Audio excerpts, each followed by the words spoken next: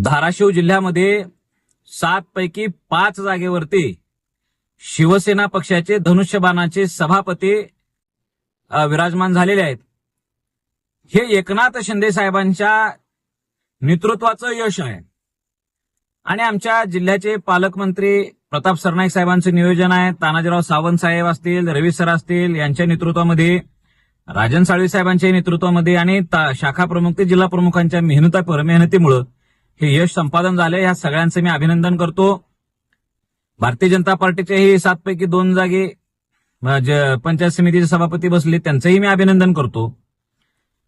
आता येणाऱ्या काळामध्ये जिल्हा परिषदेचा अध्यक्ष सुद्धा शिवसेना पक्षाचाच व्हावा यासाठी भारतीय जनता पार्टीनं सहकार्य करावं अशी आम्ही विनंती करतो। कारण राज्यात अनेक ठिकाणी शिवसेनेनं 2 पावलं मागे घेऊन भारतीय जनता पार्टीचा अध्यक्ष बसवण्यासाठी सहकार्य केलेलं आहे।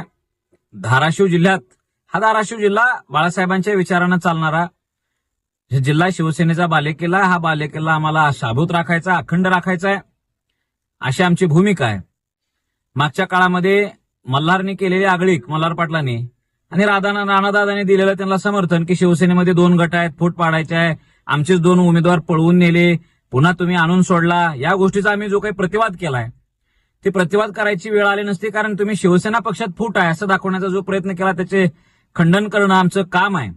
परंतु आजच्या आनंदामध्ये आम्ही सगळेजण सोबत आहे।